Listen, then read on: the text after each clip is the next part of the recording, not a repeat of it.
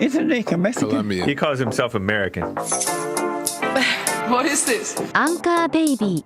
And in this corner, it's the American Anchor Baby. Daddy's home. That's an offensive term. People find that hurtful. You mean it's not politically correct? Excuse me. I'll use the word anchor baby. You know, he's an anchor baby in Canada. Tell him we still rolling with Trump, too. Anchor baby, the whole thing sounds horrific. You're just making it sound like immigrants are these horrific, greedy people. Ustedes pueden aceptar mi negocio o aceptar las consecuencias. Plata o plomo. So you would be considered white, in my opinion. You're the blackest one in this room. I think so. And what happened was his mama got pregnant on the other side of the border. And then a few hours before, just before it was time for him to pop out, she jumped across the border and let him fall on American soil. So he became the anchor baby. You don't call him the anchor baby for nothing. Amazing. We like this anchor baby, right?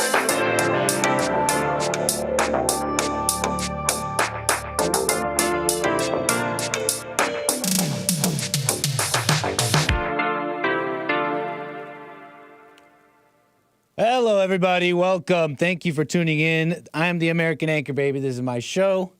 Welcome, welcome. Tuesday, we're here. We had a nice flight yesterday and Friday, but we're back here in the studio. American Anchor Baby. Got the Trump swag on. Okay. Yeah, I do. I got it on right now.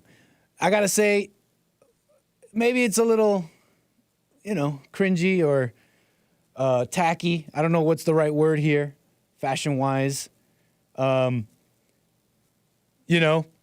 I got one anyways. I don't care. We still rolling with Trump. You know how it is. But yeah, we got the Trump on with that Fucci face he's making. He's making a little Fucci face, like, I'm not gonna take it. I'm Fucci. Okay, welcome. Geez, Nick, didn't you just shave? What are you saying? Are you saying you're already seeing some shadow? That's that testosterone. What can I tell you? No, I'm just playing. We got a nice show ahead, okay? We're going to get into some stuff. Castes in America. We got the caste system. It's starting up in America. It's really the old way of the world. They're calling it a new way. They're calling it a new way. Oh, it's so progressive and new. It's actually the old way. We're returning to tribes and warlords and barbarians. And there's people out there they're trying to teach us how to get through this incoming but really returning more animalistic world. They're telling us how to operate in this world as a winner, but I don't know if anyone wins. I'm talking about some of these people like Andrew Tate or other people who are very open with polygamy and just different, really, really seem to be bringing what they're kind of making it seem like new ideas to the table, but they're actually really old.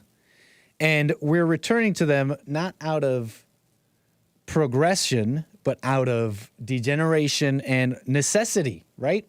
Times of war, anything goes, et cetera, et cetera. We'll be getting into some of that. It should be interesting. Polygamy, little topic that was brought up yesterday. And I can't say I know everything about it. I'm not, but we'll get into it a little bit.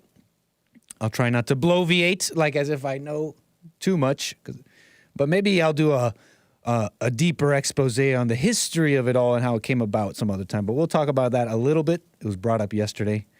They're saying COVID again. Some politics and news we'll get into as well. That and your calls, 888-775-3773. Thanks for tuning in. American Anchor Baby.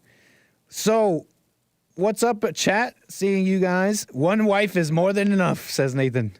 Yeah, right on. 𒒏𝒄𝒊𝒂𝒎, says Lin Yan Chin with in a very kanji Japanese way of writing that.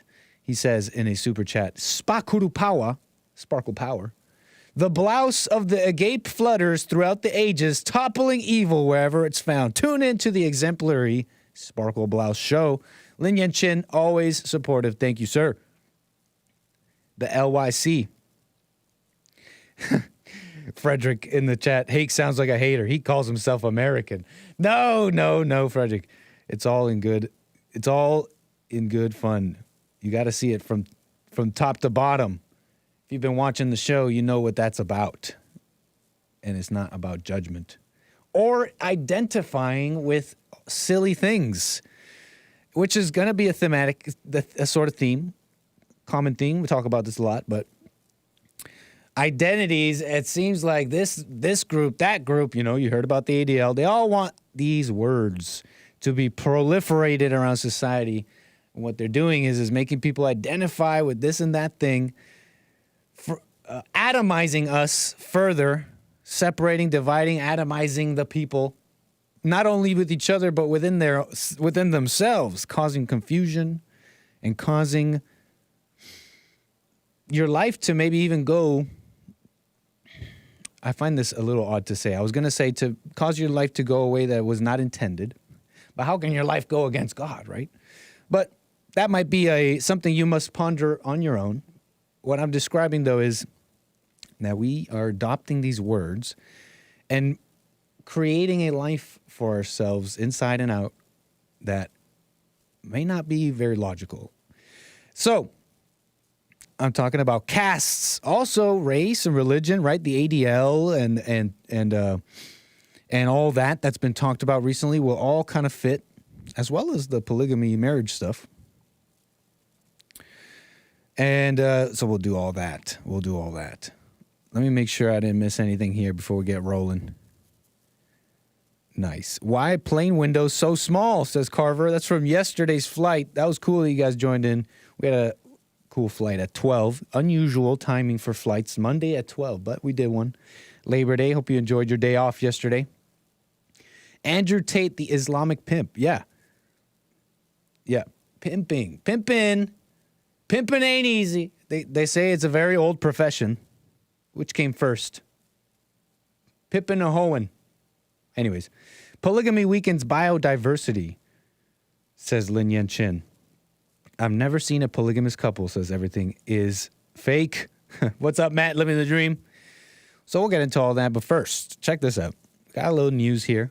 Kick it off here, thematically speaking.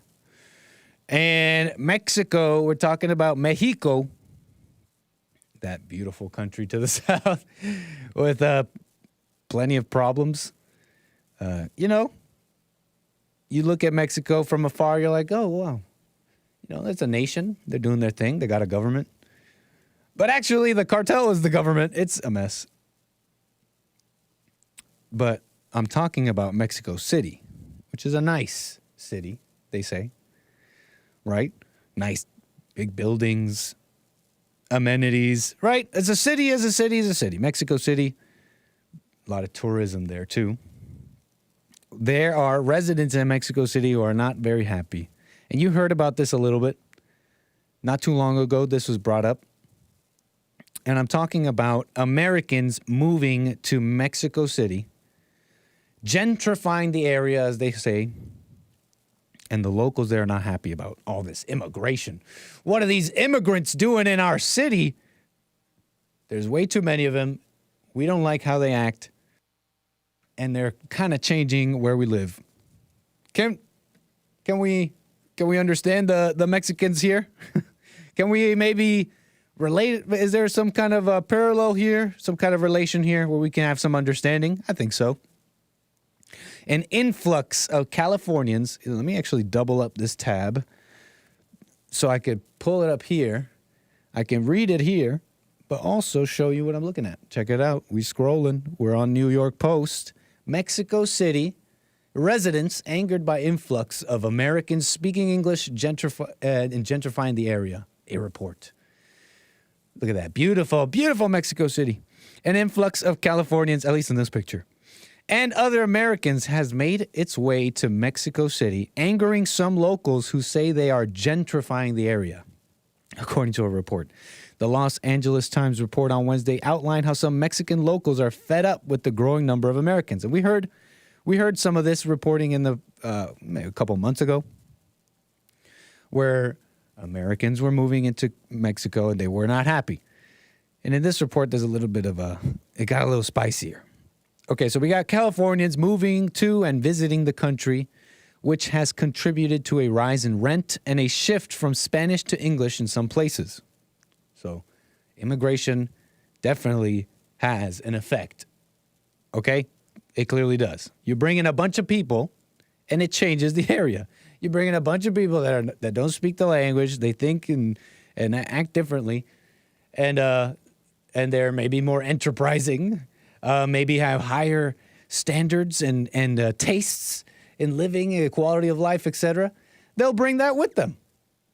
They will bring that with them. The same as any influx of people will bring some form of change, difference, etc. It could be imperceptible if it's tiny, but, that's not immigration these days. Nothing tiny about it. At least not into America, right? The article outlines how Americans have brought a scent of new wave imperialism as taquerias. I'm gonna stay American on this one, y'all. Okay, I had the feeling to go taquerias, but look, we're gonna show some respect here. So, the Americans have brought a scent of new wave imperialism as taquerias and corner stores have slowly transformed into coffee shops and Pilates studios. The horror. I'm being tongue-in-cheek because I don't care if someone comes in and makes it better. If it's different and it's not your home, it's still not right. That being said, coffee shops and Pilates studios, it's some immigrants bring coffee shops and Pilates studios, and some immigrants bring, they say they're not bringing their best, right? They say they're not bringing their best. Some of them, I imagine, are good people, though. Back to the article here. English is also reportedly becoming more prevalent as more Americans are moving to and visiting Mexico City to take advantage of lower rent and the ability to stay in Mexico for 6 months without a visa. Yeah, Canadians, you have the same right. Or I don't know about right, but the same, let's call it a luxury. What's it called? A gift, a luxury that you may enjoy due to the somewhat favorable alliances between the North American countries, nations here. Canadians have a similar thing. They can go to America and stay without a visa for like 6 months. So don't get any ideas, though. I was grandfathered in. And then I moved to Canada later in life. So don't get any ideas just because this American anchor baby did it. Okay, anyways. The point is, let me get to this interesting part of the article, because the Mexican residents aren't taking it no mo, and this is how they're dealing with it. They are, hold up. They are, I'm trying to pull it up here. They're doing something. Okay, New York Post. The point is, they were reporting that residents, foreign residents in Mexico City, they've been getting harassed, okay, with a campaign of flyers. And the flyers say things like, go home, you don't belong here, and the locals don't like you. The locals don't like you. Where did that go? What the? I had this whole article on that. Locals don't like you. Let's do some Googling. Mexico City. Yeah, okay. Getting close here. What a mess. Yeah, the locals effing hate you. I found it. Mexicans say American residents are a plague. You hearing this? Okay. Americans are taking advantage of low prices in Mexico. Okay. And in an article published Wednesday, the LA Times says some residents of the city blame those incoming Americans for rising costs and gentrification. The citizens in Mexico City reportedly have a simple solution for the new issues, that Americans should leave. LA Times mentions a group in Mexico hosting, so they're putting up flyers and posters and saying, and they read, new to the city, working remotely, you're a effing plague and the locals effing hate you. Leave, read several posters put up in neighborhoods where Americans reside. We're the only brown people. We're the only people speaking Spanish except the waiters, a Mexico City writer and professor named Fernando Bustos Gorospe told the LA Times. Okay. You hearing this?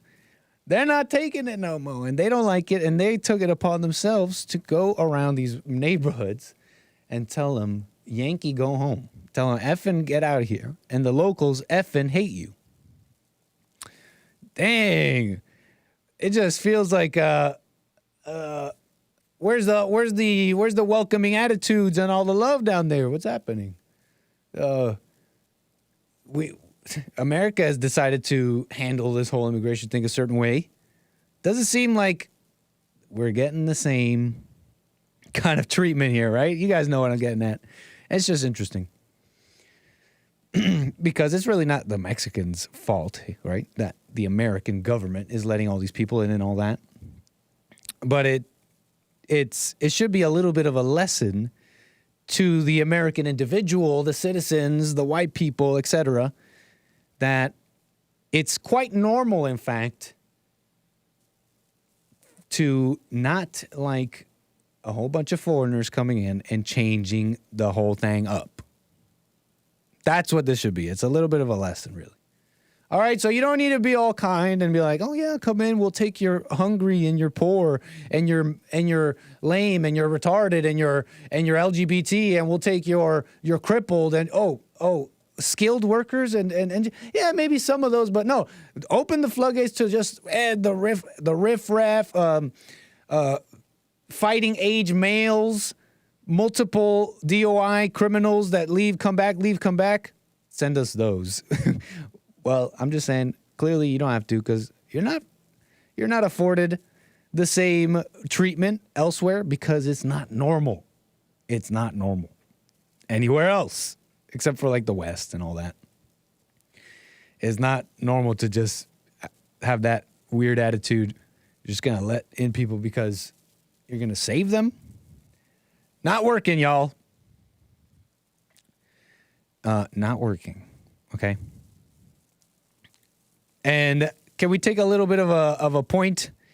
Can we maybe we could do it our own way? Maybe there's a different vibe and style we have to do it in, but can we take a little note here? Can we take a little note from the Mexico City residents here? They don't seem to have any problem telling these foreigners what's up, okay? Of course, anger and all that still fits. And we don't need to be like the Catholic unchristian Mexicans. We can maybe have a little love. But that doesn't mean, not pointing out the mess and letting in a bunch of people is not love. It's causing problems for everyone. It's not really saving anyone. It's really ego. Ego. Okay. But this little story here kind of sets up a couple of things here. Now let me pull this down. Because America's changing. America's changing in many ways. And one of the reasons is different people coming in. People that aren't Christian, they don't think like Americans. And it goes down the ladder here, okay, to varying degrees, okay? And California is considering adding something to their discrimination laws, okay? The anti-discrimination laws, California State Assembly. If you don't know, California leads the way in these things. They have all sorts of anti-discrimination laws. Things you can't say, things you can't judge people, immutable characteristics, race, that kind of stuff. And in fact, it was interesting because it was due to those laws that there was a little bit of a contention, like a battle between affirmative action, because affirmative action was a form of discrimination. So that was an interesting little saga in California. But what's going on now is California is considering getting close, according to NBC, to becoming the first state ever to ban caste discrimination. You know what a caste is? You ever even heard that word growing up? I did, because I grew up in Canada, and in Canada is very diverse. And we have Indians. 𝒏𝒊𝒄𝒌𝒔𝒕𝒓𝒆𝒂𝒎. We have Indians, beta, and they have a history. We'll get into that in a second. But did you even grow up hearing that word? Caste. I wonder if people did. What are you saying, Sean? ¿Dónde está el amor? So true. Sean speaking Spanish here in the internal chat. But a caste is a fixed social group in which an individual is born within a particular system of social stratification. Thank you, Wikipedia. A caste system. Within such a system, individuals are expected to marry exclusively within the same caste, follow lifestyles often linked to a particular occupation, blah, blah, blah. Now, you may have not heard of caste, but you've heard of similar things, like there used to be peasants, right? There used to be the peasants, the lords. I'm kind of just bringing up buzzwords deep in my mind of words that I learned in school and stuff about medieval times and the before four times, okay? Not the now times, but the before four times. Way before the before times, but like before that. You guys know what I mean. And thank you, spoiler alert, with the article link in the chat. Always, always, always nice. So you heard about peasants and all that. And you've heard about social class. You've heard about class. You've heard that word. Class system and classes and class warfare.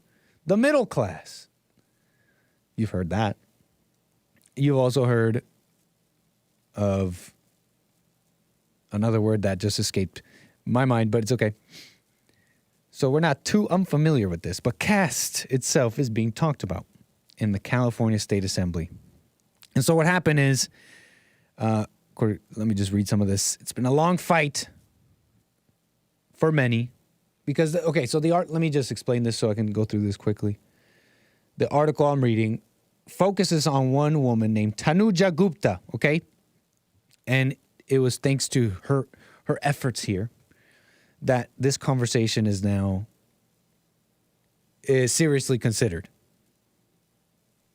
And in fact, according to NBC, the California State Assembly on Monday overwhelmingly passed legislation that would add caste as a protected category under the state's anti-discrimination laws.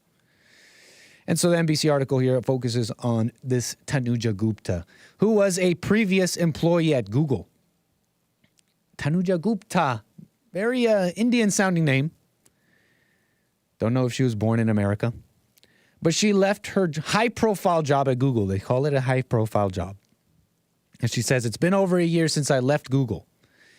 And she testified in July before the State Assembly Judiciary Committee.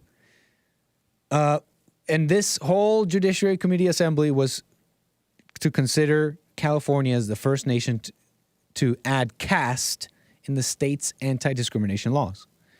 And so this former Google employee, Tanuja Gupta, she got some notoriety because she tried to organize a talk about caste discrimination at Google.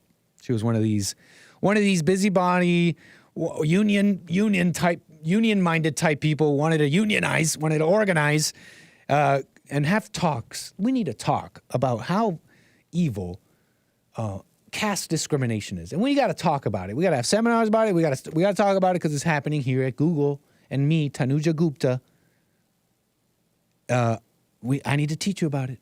Okay, I'm kind of adding to it. I don't know this woman. I'm kind of adding a little bit, but she's just one of these people. Okay, these big social media companies have had a number of run-ins with these type of women. It's usually women who try to drum up some this or that talk about either racism or discrimination or this or that, and curry up all the employees and get them together and rile them up about this or that. Anyway, she tried doing that at Google. Google said no. She says, when I blew the whistle on this decision, a talk she says was postponed. And she took that real hard. She's like, Google's postponing my important talk about caste discrimination. So she blew the whistle. I blew the whistle on this decision. Google then lowered her performance rating, reduced her compensation, deemed her ineligible for future promotions, blah, blah, blah. It didn't go well. And so she got together with some nonprofits and super PACs and this money, civil rights organizers, and they got together and went to California. And now they're doing all that. They're doing all this. And it might be a thing. You will not be able to discriminate via caste. But what an odd thing to even consider here. If you don't know anything about the caste system, well, �𝒂𝒒, in fact, educates us a little bit. Educates us about something called the untouchables, also known as the Dalits, D-A-L-I-T, which is a specific caste in the Indian caste system. If you don't know, Indians had this the caste system in India was a way that the Indians ordered their society for many years. This is how they did it, okay? And they had the untouchables, the Brahmin, the laborers, okay? And �𝒂𝒒 gives us a little education on what she sees as caste. We can clearly see it's particularly Indian. She files a complaint, alphabet, blah, blah, blah, and it's become a whole battle. And now California wants to add caste in the discrimination stuff. I shouldn't be so easily distracted by the chat, but it's true. I've been listening to Too Short. Blow the whistle. Beep, beep, beep. Blow the whistle. Okay, I am the blackest one here. RDR Too Smart. You keep proving it. So you guys could take the title, but I guess I am the blackest one here. Blow the whistle. But, okay, can't get too distracted here. Caste systems. �𝒂𝒒 got Indians coming into America, coming into American companies, talking to the California State Assembly and changing things up here. And I find this quite fascinating, you know, in context with the Mexico City story and all that. Not only are we not afforded the decency of, you know, you're in someone else's home, don't start changing up the furniture and stuff. But it's interesting that America, the California government and other groups and actors and individuals and whatever in America agree with this. And it's interesting how another word gets added into the lexicon here to further atomize us, separate us, in a particularly unchristian, foreign way. Okay? That's like an old thing. Castes. This is supposed to be a nation of free men, right? Not of all these castes and all that. Not to say that you don't have a role in life and that you should be happy, that you should be content with your lot in life, and maybe realize that, you know, you get what you deserve and work with what you got, blah, blah, blah.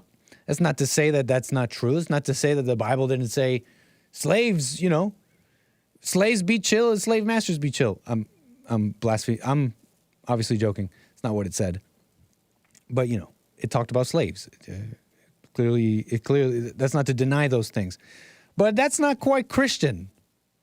That's not quite Christian. It's not quite America, at least not in my understanding of it. And as I've grown up and as I've understood, if you disagree, if I'm wrong about this, 888-775-3773. But it's not quite Christian. To understand your lot in life and accept it and know where you are and what role you're playing is one thing. But we're not defined by those things. And it seems more and more, the world wants you to define yourself in such a way and put yourself in a caste, put yourself in in this box, right? And that in itself causes conflict, okay? Because I don't think God made us like that. There's an internal struggle because now you're comparing. And now you're this caste, that person's that caste, blah, blah, blah. Look, it just doesn't seem Christian. I may not have fully formed my opinion here, but you following the rambling a little bit. It's just not quite Christian. Doesn't seem like it. And what did I want to say about it?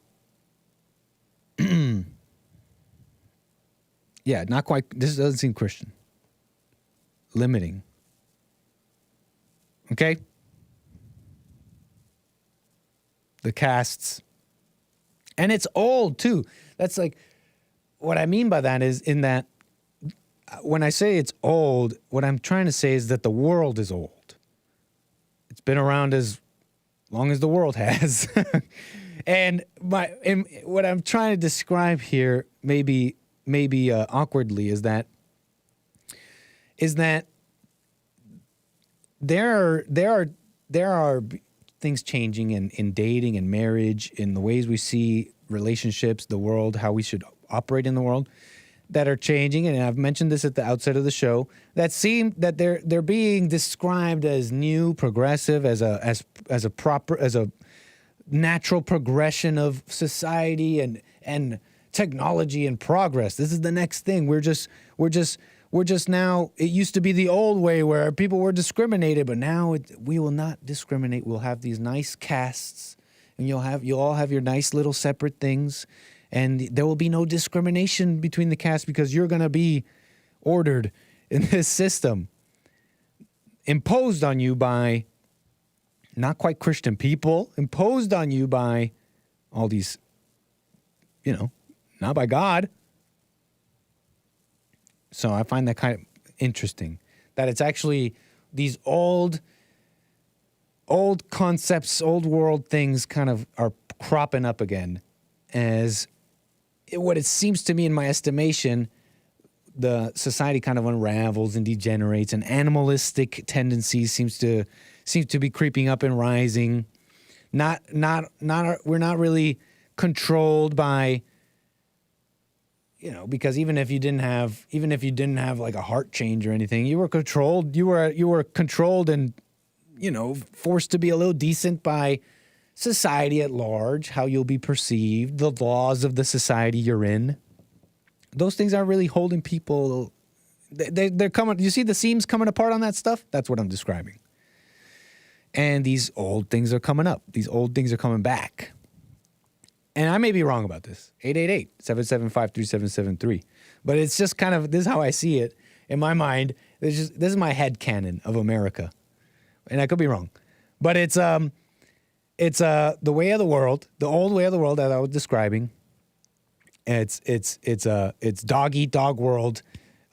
The strongest, mightiest wins, and the mightiest gets the multiple women, warlord, etc. Right? You all fall in your role. You're and you just have to. You're just a peasant because you're a peasant, and the big strong guys, they have everything. But then God inspired people to make certain nations, America being one of them, of free men. Right? And things weren't as bad. It's still the world, but you follow me? That's kind of my headcanon of it. And so we're actually going backwards, in my opinion.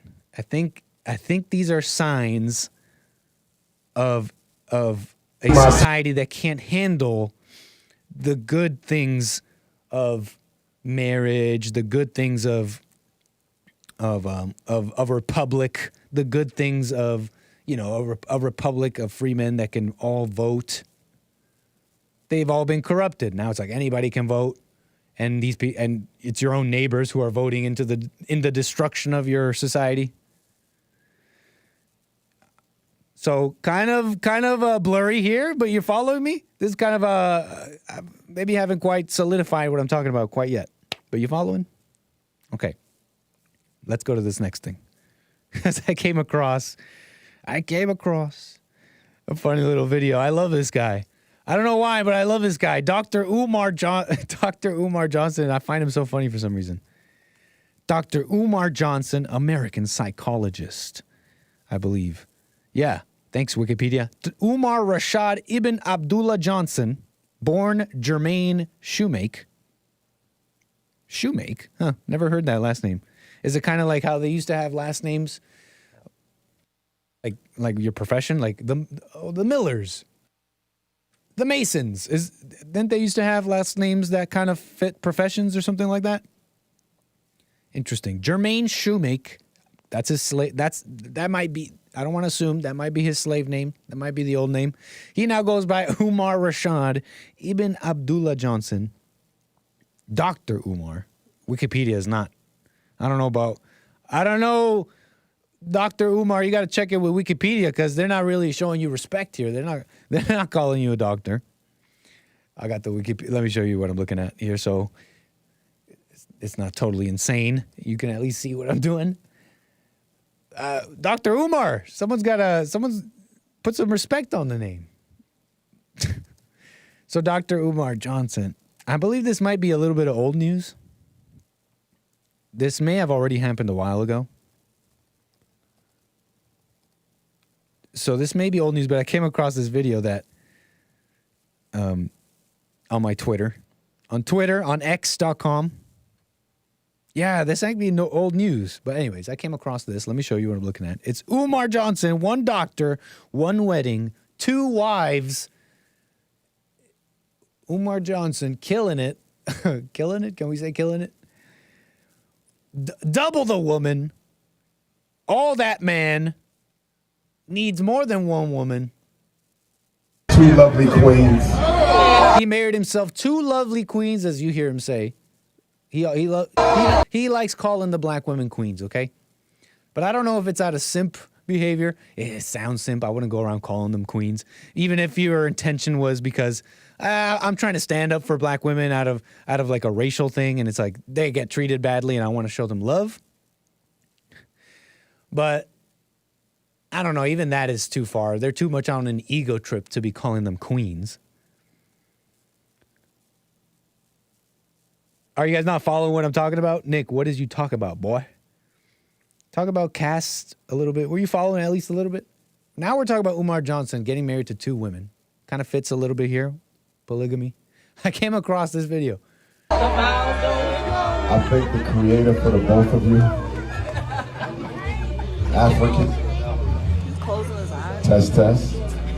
African vanilla and African lemonade. I promise to honor you. Oh, these are his vows or something? Forever. I will never leave your side. I shall never look upon another woman. I shall never look upon another woman. He promises at his vow. I don't know, man. Don't be doing that. I will never look upon another woman. In any way other than a sister.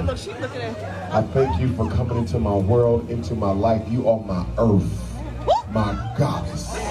You are my earth, my goddess, he says. Wow, I didn't watch the whole thing.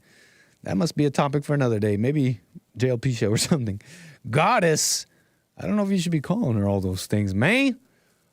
But I found it funny. I don't know why I find Dr. Umar Johnson so funny. It's just the way he speaks. I even have him as like drops. Whether you like him or don't like him, there's nothing you could do about him because he's number 1.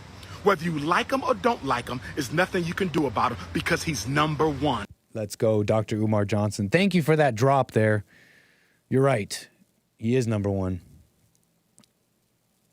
And what the heck was I going to talk about? So I was interested in this because of a conversation that was brought up yesterday about polygamy or about men having multiple wives and all that. And I don't know if that is necessary or it just doesn't seem right. And there's kind of a lot of, it's a thing on the rise. It's still quite rare. It's not quite practiced in America, according to Pew. It's still quite rare. But there's people who are very popular, especially with young children. Very popular who are out here saying things like this. Let me show you. Andrew Tate. We have Andrew Tate here. Watch. Oh, wait, hold on. I'm a massive advocate for men and women being in love with each other. I'm not one of them evil predators or one of them playboys who thinks women are just for sex. Not at all. If you're sick in bed, the first thing you do is call a woman, right? You don't call your boys. Like, there's a very sacred interaction between men and women. I love the idea of family. I love the idea of children. I love the idea of being in love with a woman. I love the idea of her loving me. I just don't see why I should only love one. I don't see why I should only love one. And, okay, I'm not coming at you guys with the big report on polygamy, the history and why it's evil, why it's not. Can't really tell you. I don't know if I'd go around calling it evil or something. Because maybe it served a purpose at one time. the necessity for men to multiply and repopulate something. I don't know. I hear this brought up in arguments for polygamy. Well, what if we had to repopulate?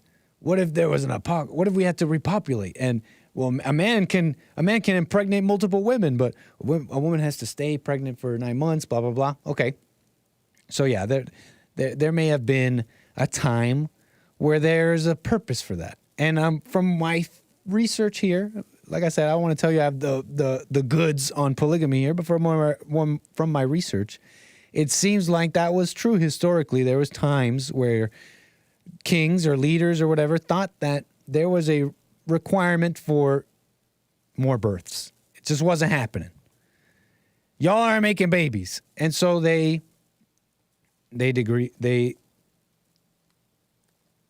polygamy a thing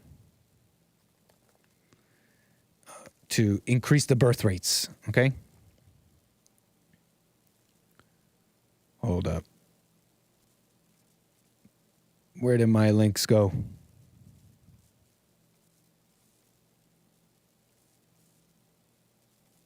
So yeah, I hear that. But it's a little sci-fi, like, it's a little too sci-fi. Like it's suddenly going to be a need to repopulate the earth in that way. Sounds a little sci-fi. But also, where are these warlord men today? I don't really see these men today. These men that are going to handle all these women. They're going to have the ability to control them all, handle a whole gaggle of women that he's married to, all with their own egos, all with their own agendas maybe, and this and that. Will he be able to subdue multiple women? Like, what a man to subdue multiple women is what it sounds like. But I don't really see them. Where are these warlords that are going to be doing all this? You know, it seems like Andrew Tates are a little rare. And on that topic, I don't know if that's such a godly, enlightened thing. It's like it's kind of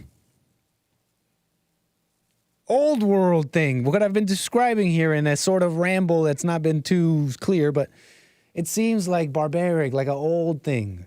Like there were some men who had to do that, but you don't really need to now, or God does, you don't really need to. And people like Andrew Tate, they're teaching us how to survive and win in such a world, but that's not the world we were born into. We lived in this nicey nice, decadent society. We weren't born in that world. So what is this implying? That there's an incoming old world, a return to such practices like polygamy, out of what, in my opinion, is necessity, desperation, animal nature. You got men not having children. So the men who the alphas, but they'll call them alphas, they just got to go around and make a bunch of babies. But that doesn't sound like a society that's really working, right? It sounds like out of necessity. Quit talking like that, Nick. What are you talking about? Come on. You follow me a little bit? The sons of Cain brought polygamy. What do you mean, Matt living the dream? That sounds very interesting. The sons of Cain brought polygamy. So, polygamy was here before the flood, huh? Ugh, fine. I'll repopulate, says David C. Glad to. Well, thanks, David. Thanks for taking one for the team. Making sure you're. David, hey, sign him up. Sign up, David. Sign David up. He raised his hand. He's willing to repopulate. Begrudgingly, but he'll do it. So where was I? Because they call it alpha. They're calling it this and that, but I think it might be an out of control thing, because I don't think life is really about the stuff you have. Because I think also this conversation a little bit a little bit of the conversation we had yesterday. In fact, I had this conversation with Frederick, who's on the line right now.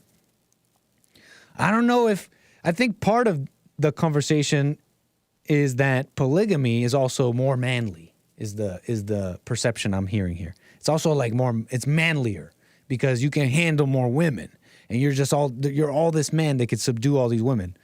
But I don't know if that's what being a man is about. What you own and what you control, but more so what you can let go, what you could do without. Realizing you're not anything. You're just a person. You're just a dude who was made, you were made by God and all that, but that's why you need him. Okay? Any old warlord barbarian can get a bunch of women and force them and subdue them and out of whatever, fear or whatever it is. Any old warlord can do that, but it takes a man to return to return to something like that, right? I'm onto something there. You'll have to discover that on your own. But it might take a man to forgive, return to the Father, and be the light of the world. Whoa.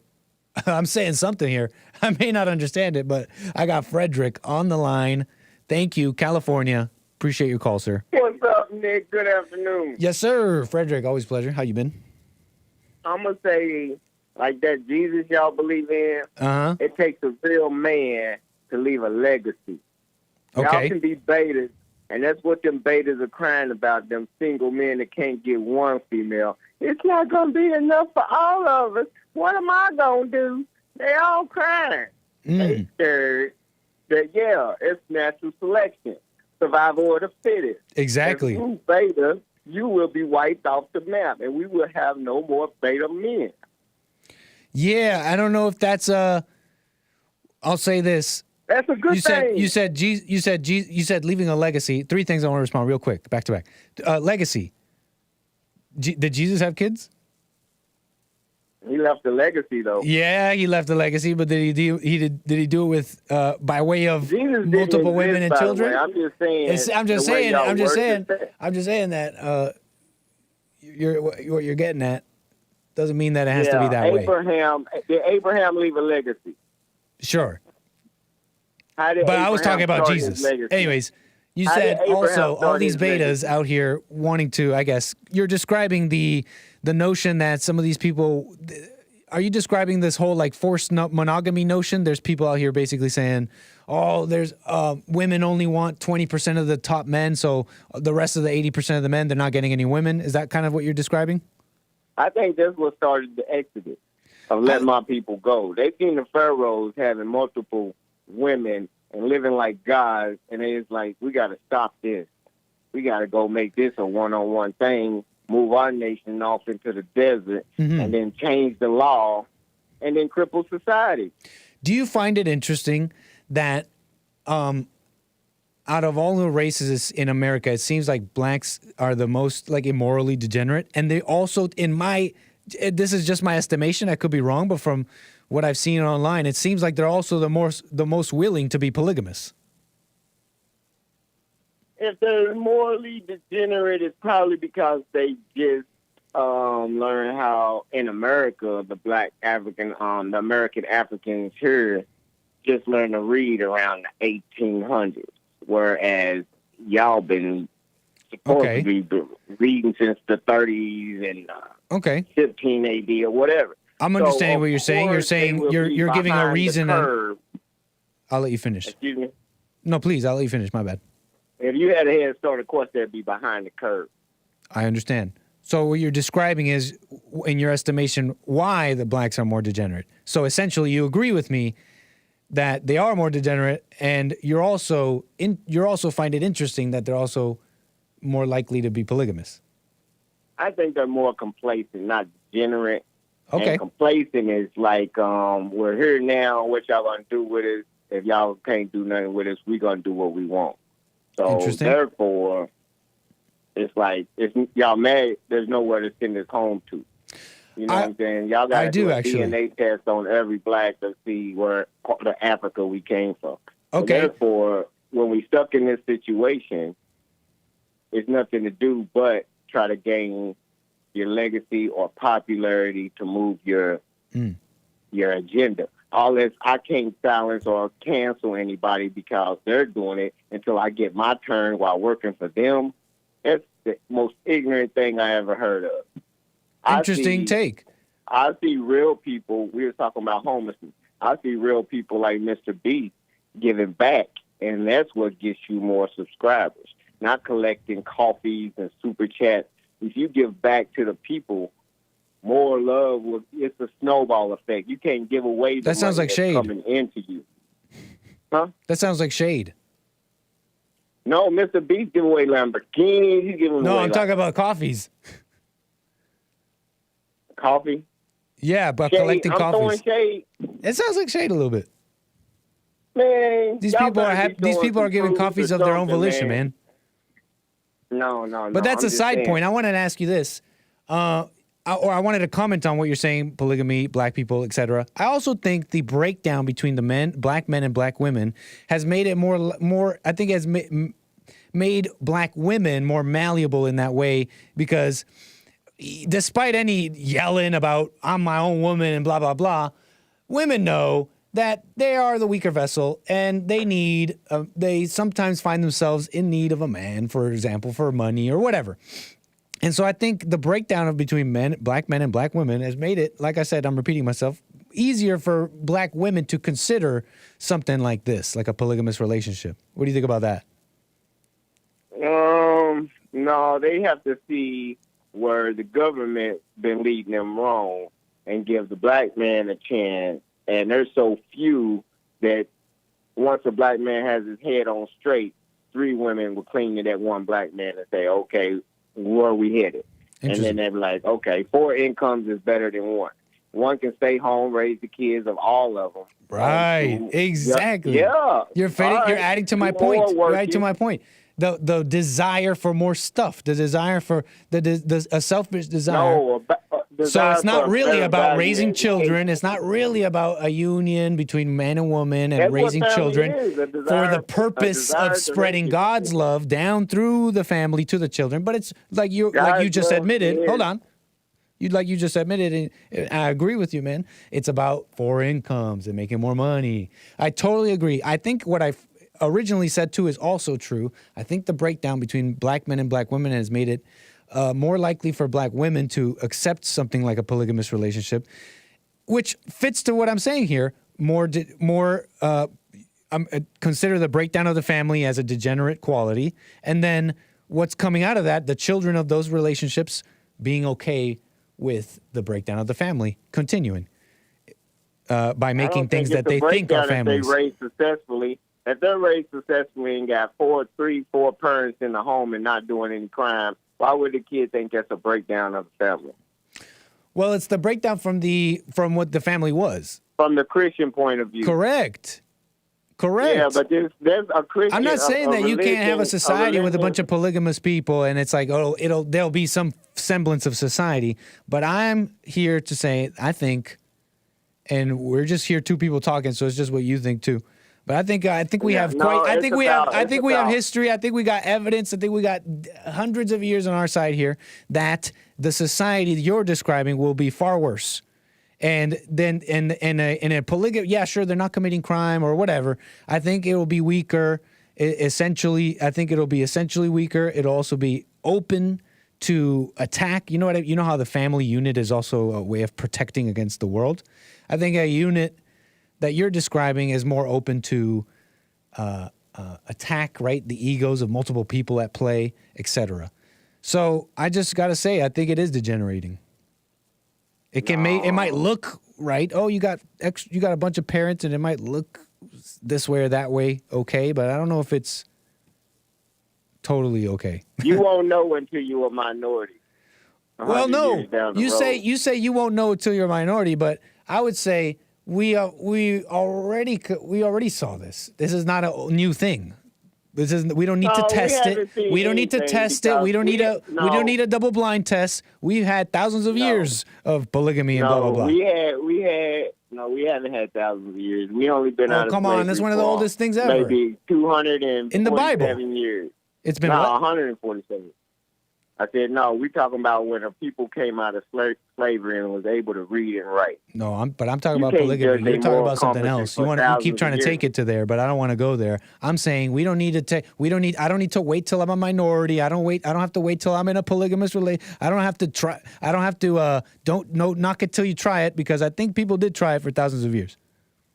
I think it worked for thousands of years. It might have, and that's kind of what I'm trying to describe here. So for you to say for how long monogamy been working, it's been working longer, is not a true statement.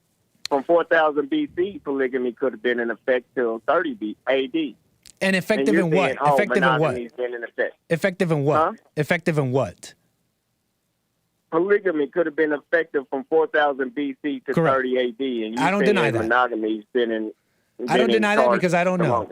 And that's what I'm trying to describe here, that, yeah, there may have been that's why I don't want to call it evil, because there may have served a purpose. But what? Effective in what? In making babies? As opposed to, I'm trying to be clear in what we're trying to describe here.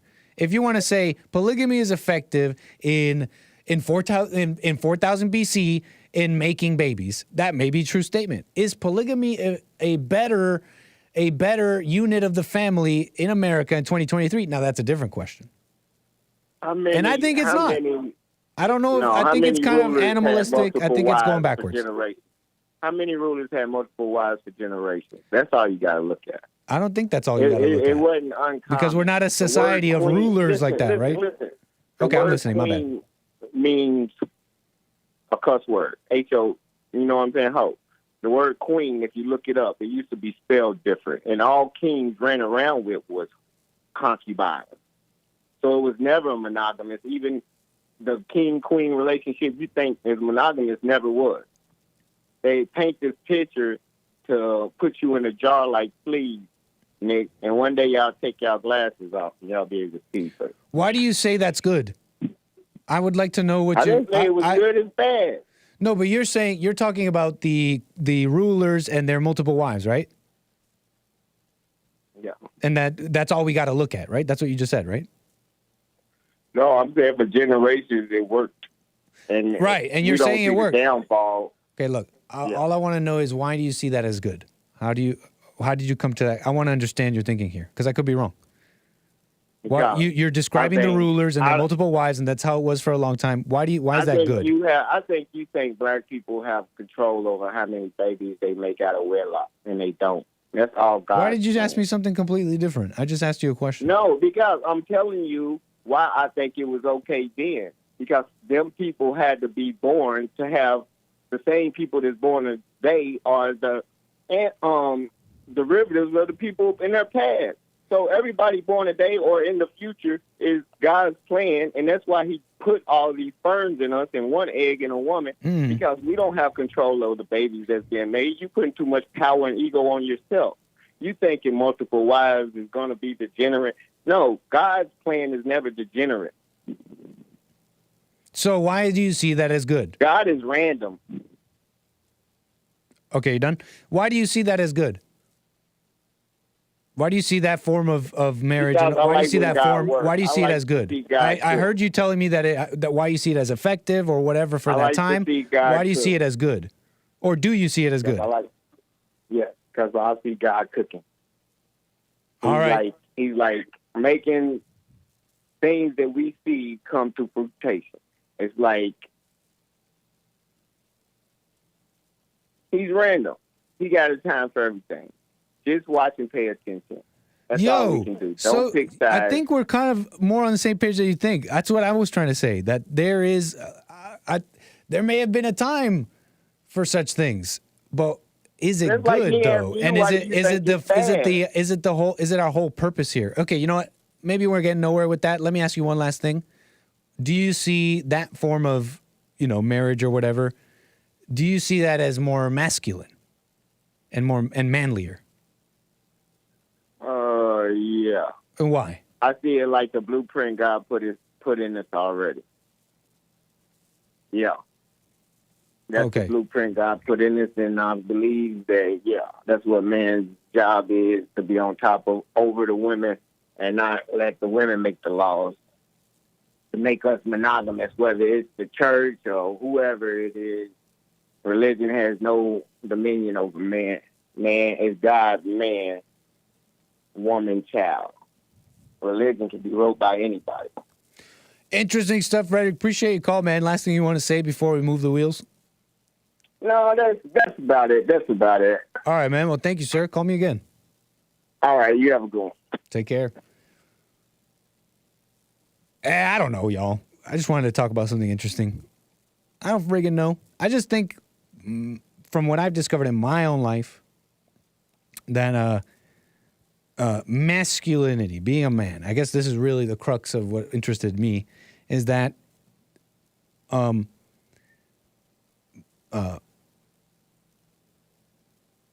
think the most alpha, like the most alpha is like a total monk. Not to bring up a conversation from before with another caller, but not related. But just monk mode. Like I need nothing except what God is showing me here, and I think that person can.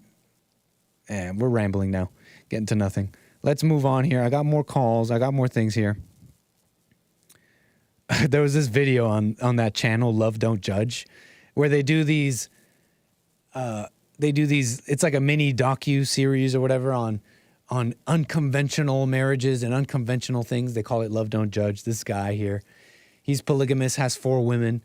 But I mean, throughout the course of this video, you can go watch it yourself. You see, this may not be fair to paint people with a broad brush, but if this is what polygamy is, it's this one guy catering to 4 women. He's catering to them. I know it's supposed to seem super manly. He comes off as this big man. He's got 4 women, and I'm handling them all. But actually, he just got 4 young, dumb women to satisfy his ego. But he has to, in turn, satisfy their egos.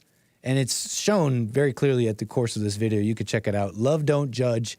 Man has 4 wives because I can't stop cheating is the title of this. And we learned that this guy, he got together with this first woman, and he just finds himself unable to he just has to have sex with multiple women. Like, he can't stop cheating. And I wonder if the out of control, the whole out of control thing this guy demonstrates in this video, I wonder how much that is in play with the polygamous stuff.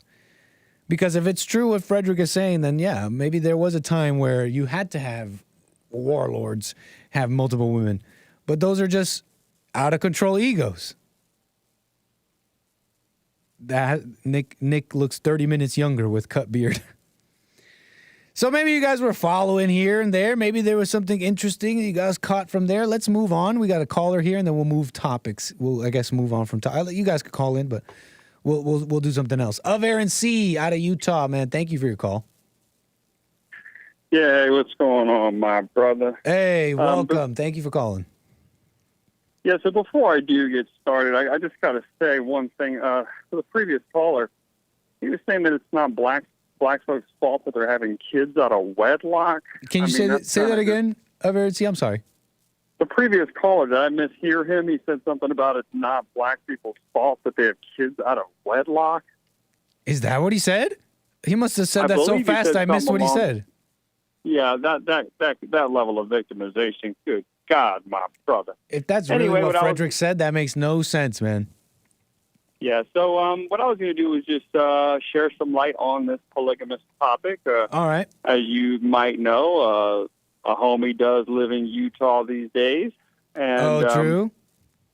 And so a lot of people, they make that joke. They think that modern-day Mormons are about that. They're actually not. Okay. The people that you call mainstream LDS or Mormon, they're not into that anymore, unfortunately. But so there are still Latter-day Saints, is that correct? LDS?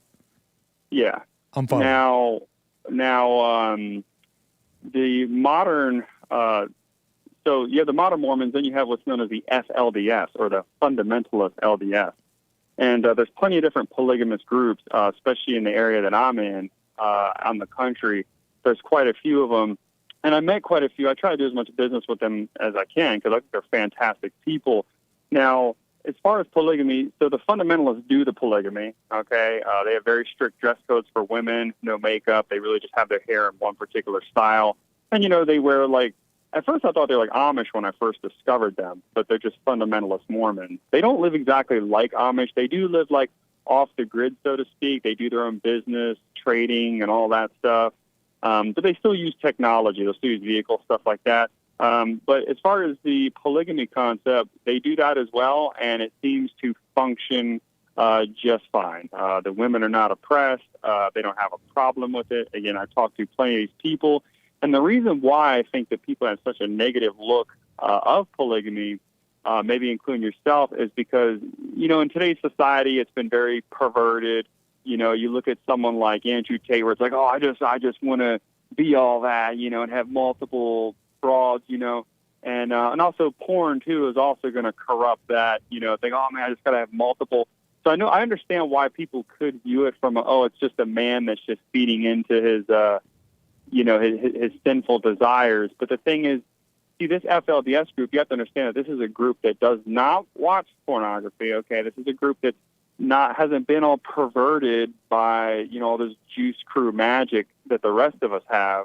And so it actually can work and function just fine. And are you familiar with the history of the state of Utah at all, Nick? Can I ask you about something you said just before we move on? Sure. How do you know they're not perverted? Well, even if they were, right? Let's pretend they were. Again. No, wait. How do you know they're not perverted, though? I mean, define perversion. The average man wakes up every day wanting to have sex. Because you were describing perversions of porn and all this stuff. But I think you could be perverted in other ways. You don't need porn and stuff to pervert you. For example, power. You just like power. Or ego. You could be those are all perversions. Sure. But all I can tell you is because the women are the main ones that... So what do you think about that? How do you know? So again, how do you know they're not perverted? Perversion's a tricky topic. Like, I don't think it's that tricky. I think either perverted or not. I consider myself a very decent, like, normal person, but the average man still wakes up wanting sex every day. Is that perverted? Absolutely. Some people might do. I think we have. I think Jesus set that standard, right? The law said you can't, you know, don't commit adultery. But I say when you look at a woman lustfully, you do the same thing. Yeah, I mean, I guess the So your standard is the world. They're watching all this porn and all that. It makes it easy to overlook the perversion of the ego. A Mormon family who'd never watched porn can still love power and controlling. That's a perversion. Oh, I'm just here to tell you one thing, Nick, and that is... No. I want to have a conversation with you. I don't want you to come here to tell me and the audience one thing. I want to have a conversation with you, and I do enjoy it. I hope you are as well. I'm having a great time. Yes, sir. Yes, sir. Great, thank you. So, and I'll let you get to what you wanted to get to. I just want to make that point. I don't think you know if they're perverted. You were saying? No, I was simply just going to say that I can just, you know, confidently say that model does work because the majority of the women, you know, run the shops and the companies, the businesses they have. And I talk to them all the time. They're always happy. You know, they don't use pharmaceuticals, nothing like that. They're just very well-to-do. When I see these women that are part of polygamous families, I am not seeing oppressed women and whatsoever. Trust me, I am that inquisitive type. I will reach, you know, I ask those questions, you know, to get to the bottom of things. People always try to smear the FLDS church because there was a guy named Warren Jeffs who was the leader of it, like, I don't know, many years ago, got arrested, who did have like 50 wives. It was a little excessive. I think the average has 3. I think the average guy has like 3. Taking a joke too far. Yeah. But again, these people, I think it works. And if you're familiar with the history of Utah, the reason why they were able to accomplish so much was, like you were saying, was polygamy. Is populating very fast. That's how they were able to stabilize the great state of Utah. Interesting. Can I ask you a question? What need does a man have for multiple women? I mean...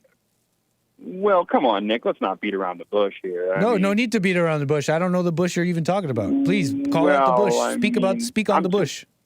Like, I'm totally cool with just marrying one woman or whatever, but to act as if a man does not crave other women. I'm not talking about that. I said need. But it's very interesting that you're bringing up craves. Please expand. What do you mean by this? Well, I'm sure the men live very I'm sure they have high satisfaction having 3 different wives. I can't think of nothing, more. And why do you perfect, need but, that? Why do you need that type of satisfaction? I don't know. I see what you're saying. What am I see what saying? you mean. I think that you're maybe implying that maybe it's the guys. I just asked you a question. Maybe it's the guys that set it up that way just to feed, not their needs. That's what you think I'm saying? That's so interesting. Let's stay on the conversation. That's not what I haven't said anything. I asked you a question. I'm not saying. I don't think that's what I was saying. But hold up. Yeah. What? Why do you need that kind of satisfaction? I mean, again, I'm not FLDS. It's kind of hard to explain these things because I'm not one of them. Gotcha. It's not like I have 3 Well, wives. it sounded like you understood you're saying let's not beat around the bush, right? Having one woman and one wife, and that's all great and good. But hey, 2's even better. Two's double the satisfaction. I'm following so far your line of questioning here. It sounds like you agree with that. Do you? Do you believe that 2 women will be double the satisfaction, and you see that as something you'd like? Me personally, if I had the option, then I probably would do it. This isn't the main thing on I understand my mind. you. I'm not. No, I don't think it is. I think we're just having an interesting conversation. Very interesting. And so you agree. You say it is double the satisfaction. Why would you want double the satisfaction? Well, keep in mind they're taking care of all these women as well, so they probably get the satisfaction of take care of them. Remember, each one's going to have multiple children. These people have tons of children. Utah's the only state, only area on a state level where us Caucasians are reproducing ourselves at a fast enough rate for ethnic replacement. My brother, that's a very important factor too. That's definitely why I would never scorn them for what they do, and why I do as much business as I can with them. No scorn here. So I'm following you. Yeah, it has serves purposes. It would you can make more babies. The man can get a satisfaction. I'll call it ego satisfaction out of thinking, out of telling himself, "Look at all these women I'm taking care of." But I'll ask you again: what need does a man have for that? I guess just to have a larger family, which I guess does equal power. I mean, if you have, you can't do that with one woman. I mean, with the one woman, how many women? I mean, how many? You need to have back-to-back pregnancies. Can't you just have one pregnant and wait? Or do you need to have? Does a man need to have back-to-back pregnancies, alternating? But Nicholas, the average woman now is getting married at like in her early 30s. It's kind of late to be pumping out like anywhere from 5 to 8 children. If I see a young Mormon couple, well, then don't get a 30-year-old. Get a younger one. Yeah, I guess. I mean, I see what you mean. But to have more descendants, to have your lineage guaranteed to go on. There's a benefit to that. I don't deny that. I don't deny that. I think if you wanted to really maximize that, get multiple women. I'm asking, what need does a man have for that? What need does he have for that? I mean, I'm not denying what you're saying, right? Absolutely. Strategy-wise, like, let's be real. A woman takes 9 months to be pregnant, right? I'm totally following you here, but I'm wondering about what need does a man have for that? Yeah, I mean, I did forget every time I chop it up with you, my brother. You do, and you're really more keen on striking into the philosophical nature of things. And I do apologize.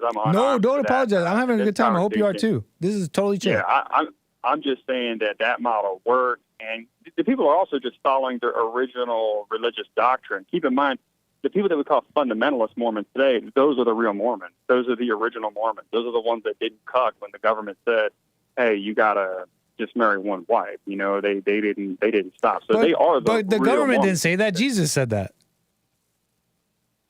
So you're familiar with the change that occurred? No, I don't know what you're talking about. Sounds interesting. So the Mormon Church, like the modern day Mormon Church, the U.S. government, they actually sent troops out here. They sent troops, U.S. Marshals to infiltrate. They really tried to obliterate, just straight up destroy the Mormon Church. The Mormons actually defeated the U.S. military on the battlefield numerous times when they kept trying to come out here in the 1800s, or the mid-1800s, to shut down polygamy. And then as they just kept getting pressure from the U.S. government, so they eventually, the leader of the church, the prophet, said, "Oh, you know what? I just got a vision. The Lord spoke to me. We're not doing polygamy no more." And then it's a very similar thing, Nick, was if you remember during the civil rights there, I think it was like 1971, around that time frame, that the prophet was like, oh, God spoke to me. We can let blacks in the priesthood. You know what I mean? So This is actually fascinating. This is interesting cool information. Yeah. I got to look into that, the history of it all. Yeah, those are mainstream Mormons, though. The FLDS are the real deal. Thank you for that information. Yeah, I was just going to tell you one last thing. Wait, hold on. Before you tell me your last thing, don't forget. The information you gave us, very interesting, was your response to me saying the government didn't say that. Jesus said that it was a marriage is one man and one woman. That's your response? I thought you were making a joke implying. No, that wasn't a joke. Jesus said that marriage is one man and one woman. So how were they following it back in the day in the 1800s? That those are original. I'm just saying. Doctrine. You said they're fundamentalists. They're following the religion and all that, and you're saying, and they didn't cuck to the government who told them to marry one. I was just correcting the record. It was Jesus who said that. Well, I can't say if they're following our religion, Nick. Oh, okay. You and I are just like typical Christian, where they are. I don't know, man. I think you're one Mormon girl away from converting. Yeah. Or should I say 3 or 4? I tell the FLDS people, which is fine. Time, I don't care about that. If they ever give me the option to join their clique, I'm getting rid of all my wardrobe. I wear cowboy. They wear the same thing. So the men all wear cowboy boots, jeans, and a button down every day. They don't wear anything else. You ain't wearing no Jordans, nothing like that if you're FLDS. But other than that, it's chill. They seem to be doing well financially. And check this out, Nick. If there's ever another like COVID crisis, which I think we're going to have soon, if they ever try to force the jab, all that kind of stuff, these people, they can just sit back and look at all of us and just laugh because they're going to be just fine. These people they're damn near 100% independent. They're pretty close. They're pretty close to being just 100% independent of the system. So these people got it going on. They'll live in their little compounds, and stuff like that. And I'm just saying that the polygamy thing, I have mixed views on it because I've been to the Middle East before. In the Middle East, it's just the leaders. Everyone thinks that all Muslims have multiple wives. It's not true. I've been to Bahrain and Dubai. The average Muslim just has one wife. It's right. Only the leader. It's only the king and the leaders and stuff. Yeah, because this is old world, barbarian, warlord, degenerate mentality. Right, and we can certainly say that those Arabs are barbarian, old world, just like you're saying. Amen, my brother. Well, I don't know about today. I'm just saying that polygamy stuff. In my head canon, that's how I see it. That's only like a thing out of desperation and necessity. It doesn't come out of a society that has decided to order itself, following God, etc. It's more of just this is how these wretched people without God, they just order themselves this way. This is just how they're going to do it. But that's just my head canon. I'm not this scholar on this stuff, so I don't want to say that as fact. Yeah, and in conclusion, man, I just wanted to give you my 2 cents because it's something that I've been, brushed up against within the last couple of years as of living here. And so, again, I don't know the ins and outs. I'm sure there are maybe some situations where maybe people are taking advantage of. I have heard things here and there. It's hard to tell, though, because anyone that lives in Utah knows that people either are Mormon or they hate the Mormons. There's like no in between. And me as an outsider, I can't speak all negatively because, honestly, if I get any negativity, then I will. I have heard of, sparingly, situations where, maybe young girls are being wedded off too young, maybe that kind of thing. But again, that's still anecdotal. It's still hearsay. I can just tell you that I've seen a positive model of it actually functioning. That's all I'm here to say. Hey, interesting stuff, man. Shout out to the Mormons, Utah. I mean, I hear they keep the state nice. Am I wrong about this? Oh yeah, Utah without a doubt is great because of the Mormons. There's no doubt. It's a very high trust society. Crime is very low. And then here's something else. I'm gonna throw another blow out there. Okay. All right, sir. And that is last thing here. But thank you, please. Yeah. My last point is simply that the LDS Church, they follow the Word of God better than any other church that I've ever seen in my life. Okay. You think if I meet the average Catholic girl, she's a virgin. You think if I meet the average Southern Baptist girl, she's a virgin. If you meet a Mormon chick, especially if it's young, it's almost guaranteed they have remarkable discipline. And I know people hate Mormons. I'm not Mormon, but I know people hate them. But I'm telling you, they follow the Word. They are more by that book than any other sect of Christianity in this country, with the exception of maybe Orthodox, which is very tiny. But no one can prove me wrong on that. I dare you to try, my brother. I haven't met a single Orthodox Mormon or anything you're describing that is this so-called close to God or whatever. Mormon women are top notch, man, in their spirituality. They may be decent and modest. Oh and yeah, they'll bring out that chivalrous nature. Yeah, there may be all those things, but I just don't know about the God stuff. Fascinating. Thank you, man. Of Aaron C, man. Last thing before I move the wheels. No, you're all set, buddy. You take it easy. Thank you, sir. Call me again, man. I'm going to look into some of that stuff. Very cool. All right, moving the wheels. I need me a LDS gal, says Chico Stick. Dang, we got some converts. We got converts in the chat. I think Of Aaron C just made some Utah residents out of some people in the chat. How many of y'all? How many guys in the chat are one Mormon woman away from becoming a Mormon? Jeez, how many? Many such cases. Am I right, y'all? How many converts? It not always Mormon. Converting to her world, for example. It doesn't even have to be religious. How many men out here? Let's be real. Many such cases. One woman away from losing their individuality. Let's leave it at that. Okay. Fascinating. Thanks for the calls. Thanks for the super chats. We got to 1:30 p.m. and we're doing this? Holy. Hope you're enjoying the day so far. Nice Tuesday. Easy listening maybe a little bit for some of y'all. Let's switch gears here. Let's do a little news. We'll do a little news here. COVID is in the news. I want to just I'm running down some news here, but maybe there'll be a little interesting insight you might find interesting talking about COVID, because they're saying it's back. It's back, they say. You've heard the reports. You've heard the conservatives say they're going to bring it back for the elections. They're doing it. They're going to do it again. You heard Tucker say they're not going to do it. They'll do World War III instead. Everybody's Nostradamus or Negrodamus, depends on who you are, right? We have some Negrodamuses that enjoy this show even. Well, the people have their predictions, and there's this clip going around that's super viral. It's The View. You've seen it. Let me play it super quick if you haven't. It's these ladies at The View talking about, why is Whoopi Goldberg not at the table? You know, these hags at The View complaining about this or that story. Just hags running down the news. Just a bunch of hags running down the news, aggregators commenting on this clip and complaining and criticizing this clip or that clip. Jeez, I would never do so. I would never do that. You'll never catch me doing that on this show. Not me. Jeez. We're talking about The View, though. We're not talking about me over this show. This is the moment I'm talking about. Let me just play it. As you can see, Whoopi is not here. She has COVID. Yes, it's back. It's back. It's back, she says. But she's on the mend. She's on the tail end, and she'll probably be back this week. But I'm sorry she's not here. For those of you who are looking forward to seeing her. Nobody was looking forward to that.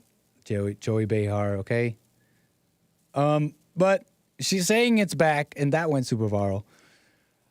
I don't know. I wouldn't just go along. Whatever. I don't really care. Don't go along with stuff. Just because someone said it. Just because Tucker said it's not happening. Just because Joy Behar said it is. Doesn't matter. But it allows me to talk about this, though. Because we remember that. COVID. What a mess. What a mess that divided people. Just driving hard lines where they were once blurry. The lines became harder, more atomized, right? Vax, no vax. Well, first it was Trump, no Trump, right? MAGA or normal. COVID or no. Grandma killer or not grandma killer, right? What a mess.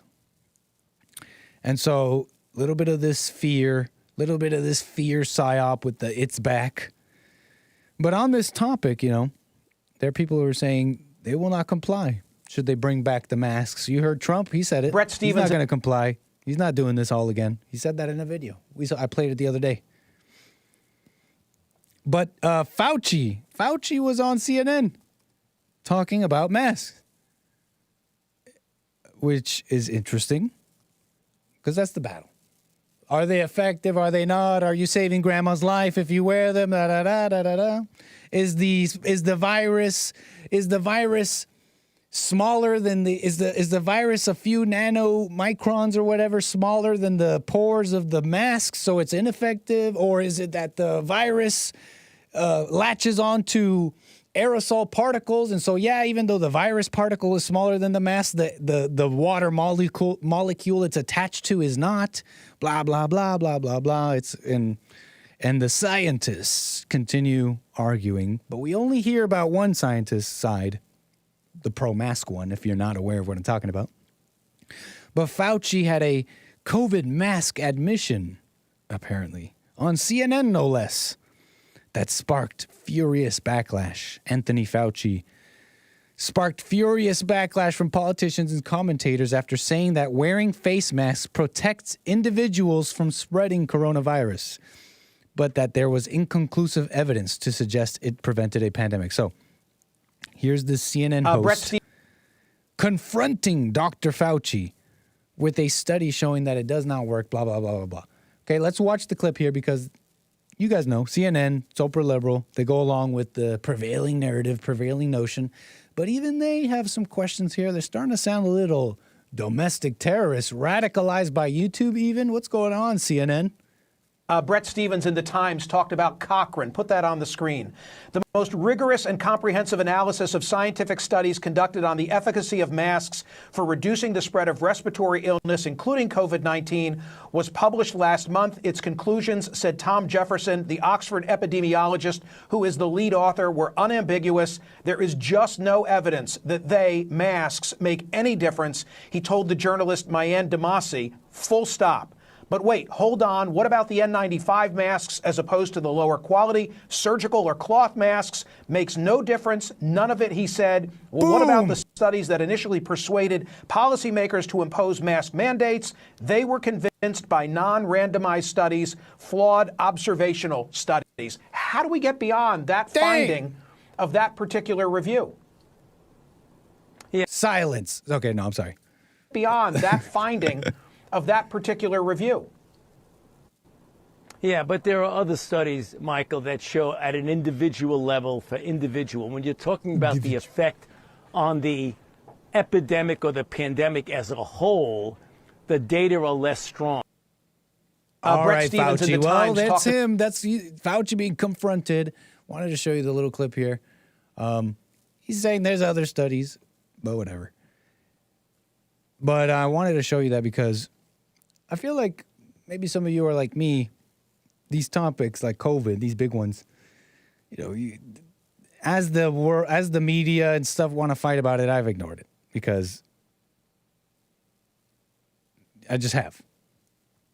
Then look into the science of the masks and all that. But let this be for those of us that have not swept it under the rug, but just ignored it.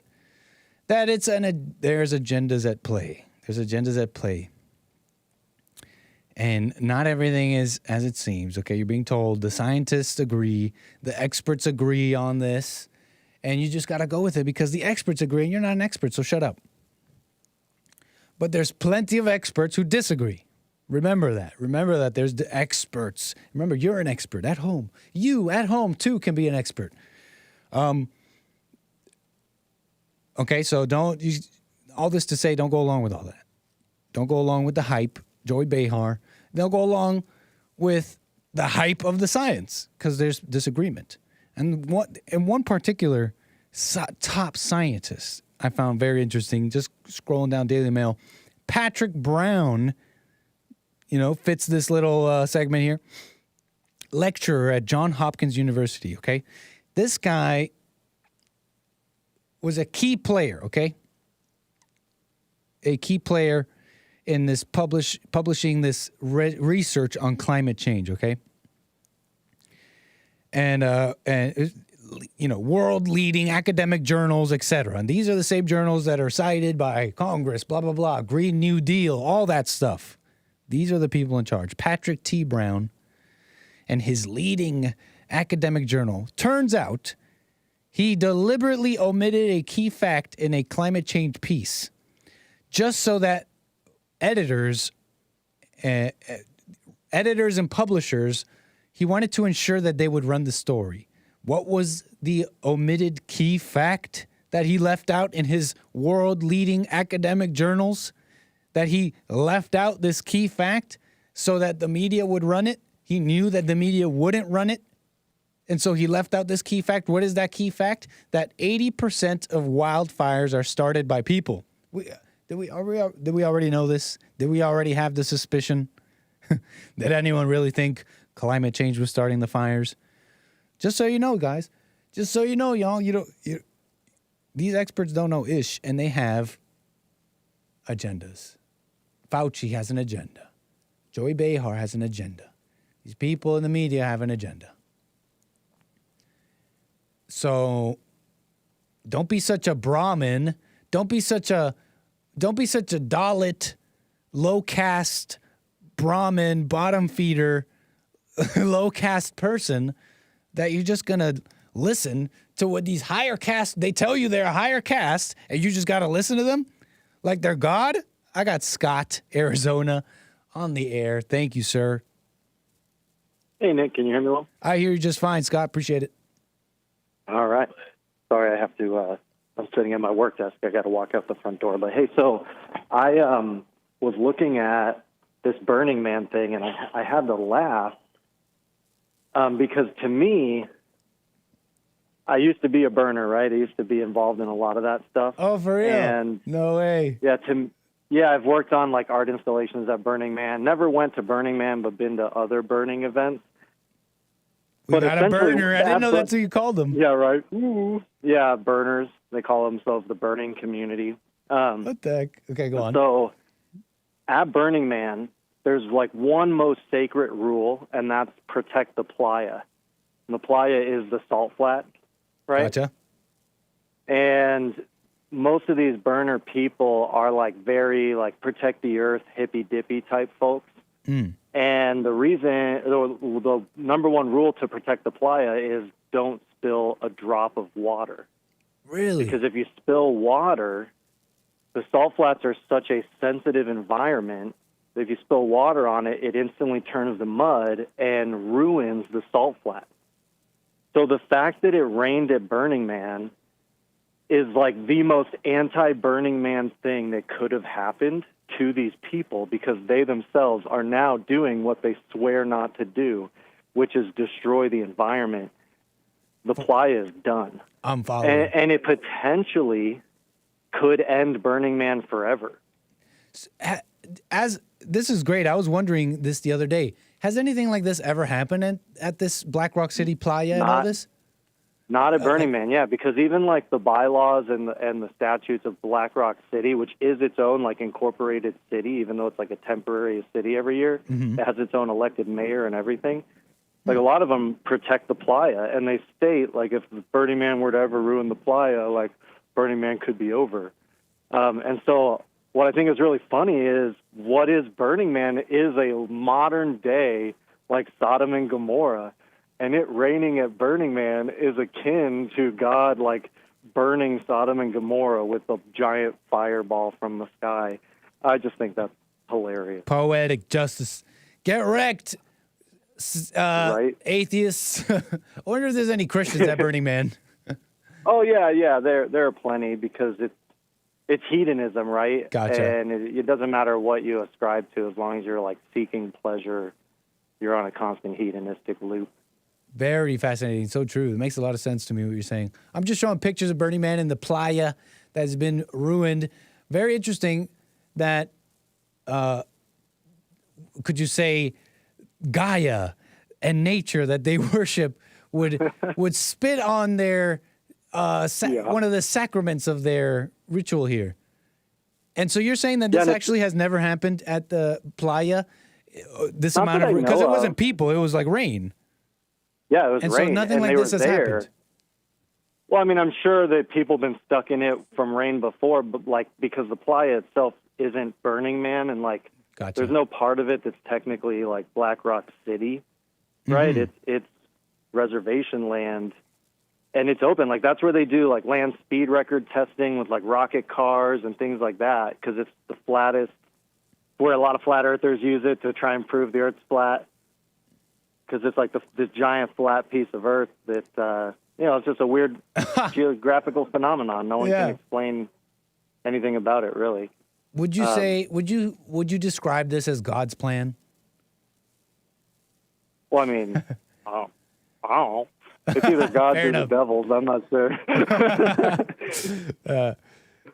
But fair enough. It kind of thinking about it did bring me to one other idea. In all these like Greek mythologies, you always have like in the Odyssey, right? Do you remember like the opium den? Yes. So the opium den is like a place where he's distracted from life. Yep. And I was realizing like Burning Man ending, like COVID-19, everything we're going through right now is almost like the end of the opium den era of American society, right? Like for the last 10, 20 years, we've been drugged out, and like marijuana's become legal, like all these different things. Yep. The way society's embraced just all these evil in our hearts, and now we have things happening that are kind of waking us up in a big way. And it's kind of like the last chance, right, to like wake up and escape the opium den. Otherwise, we're like doomed to it. That is so true. It really is the come down. It's sure. And how is it better demonstrated or exemplified than these images I'm seeing of wet, muddy, kind of miserable looking goers at Burning Man dancing to computer music just on repeat, boom, boom, boom. And they look, but it's not the same glitz and glam of the desert that it once was, but it's like the come down now. They're still stoned, but it's just not quite the same. And I'm all muddy and wet and miserable, but I guess I'll get stoned and I'll dance to this music. But the drugs and the music and the magic is it's kind of gone. What's going on? Yeah. I think that really exemplifies that whole vibe. The ending, the come down of the opium den of America, really. Exactly, right? So interesting. And one thing, another kind of funny comment about Burning Man is everything about going to Burning Man is you plan things out to the nth degree, right? So you don't bring any more food than you absolutely need. You don't bring any more water than you absolutely need to get through Burning Man. And everyone's plan is to leave as soon as it's over. So none of these people have extra food and water, right? Like none of them. Wow. 70,000 people heard.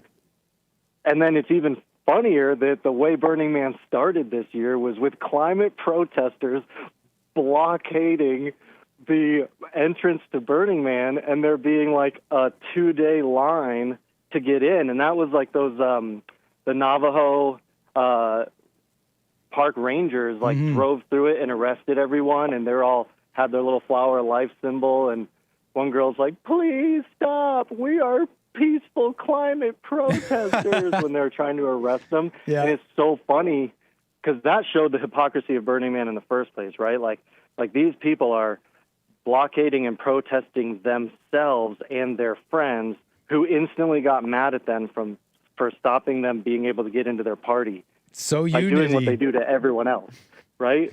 That was not it's English, just super but yes. funny. Yeah, the irony of it. So true. And then after it was protested for climate whatever, then gets rained on and destroys the environment. It's just whoever's writing this, you can't pay them enough. True. Very interesting, man. I see your take. Thank you for that. Yeah. Well, thanks for the time, Nick. Much love as always. No problem, man. Call me again. Moving the wheels. Yep. Burning Man. What was I going to say about that? What was I going to say? Sobering moment, maybe. Hey, Frederick, you see how I was trying to ask him if he was using your words? I asked him if he thought it was God's plan.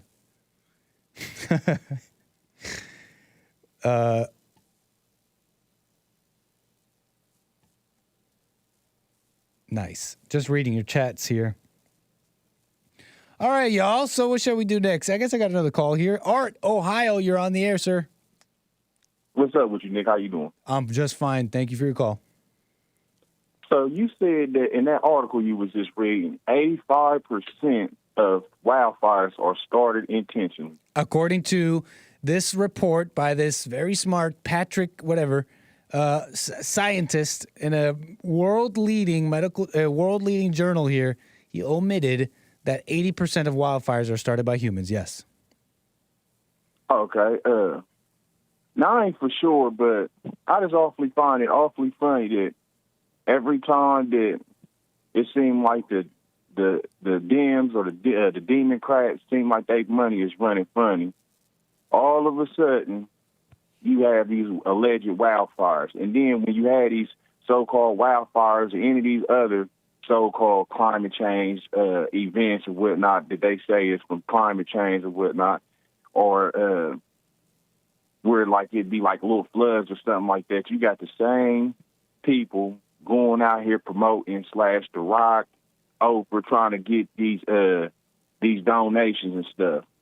And I just want to say that I don't find it awfully funny that a lot of this stuff seems to be going on when it's Democrats in power, because I mean they always been arson. Allegedly, they said they used to burn crosses in front of Negroes' houses back in the days. Mm-hmm. So we already know they firebugs, right? Yeah, true. You said firebugs? Yeah, they firebugs. Yeah. We already know that. You know, I just find that awfully funny or whatnot, though. But it just seemed like all this wildfire stuff going on with Canada, wildfires or whatnot. And my thing is, it's awfully funny that they don't seem to know how to put these alleged wildfires out or whatnot. Mm-hmm. They just seem to allegedly just keep burning or whatnot, and this is climate change, this and this and this and that. All it is allegedly to me, it seemed like a money laundering thing or whatnot. They've used this stuff even with the Palestine, Ohio, with the train stuff, where it derailed and spilled all that toxic stuff. They call it a national disaster, or a disaster to get federal funding, and these people use that money to launder, send overseas, like what sleepy dementia Joe is doing with Ukraine and these Afghans, sending all that money over there, and they using it to allegedly funnel it back over to America. And that's why you don't see him out here on the campaign road, because he using that money for that reason, to pay people off for their votes and stuff like that. So true, man. And what it is, what you're saying here is true. I wonder the same thing. All of a sudden, you need more resources and technology to stop the fires. Can they stop it? I'm left wondering. But also, it's pressure, right? All that is pressure, and about whoever starts it, whether it's a homeless person or a terrorist or a operative, this or that. The point is it's pressure, and there are people who are using the pressure. And they're using the pressure. You got fires going on in your state. What are you going to do about it? You need money. Whatever.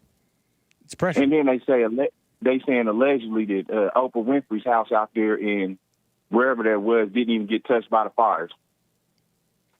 Oh, about in Maui? Yeah, they saying her house allegedly didn't get touched by the fires. Or what? Oprah's house didn't get touched by the fires. I heard that too, and I don't know about all that. I heard that her house isn't even on the same island, but I don't know. I really don't know.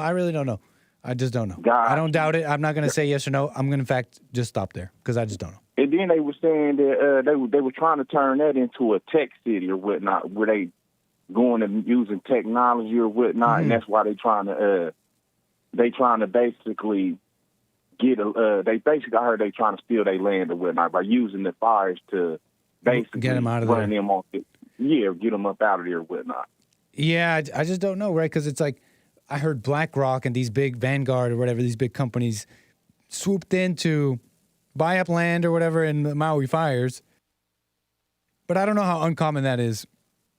Yeah, I just find it awfully funny or whatnot, though, with the Dems or whatnot. But I mean, I know, and I mean, common sense is common sense. And then you say 85%. Right. It's only that only makes sense or whatnot. But yeah, I definitely think that's exactly what's going on with the Dems or whatnot, and I just don't put it past them because they been known to be over history firebugs, and a leopard don't change his spots. So if you got a brain, you put 2 and 2 together or whatnot, and it equals 4. But if you on Joe Biden time or whatnot, 2 + 2 = 10. So yeah, yeah, I'm following, Art. I'm following, man.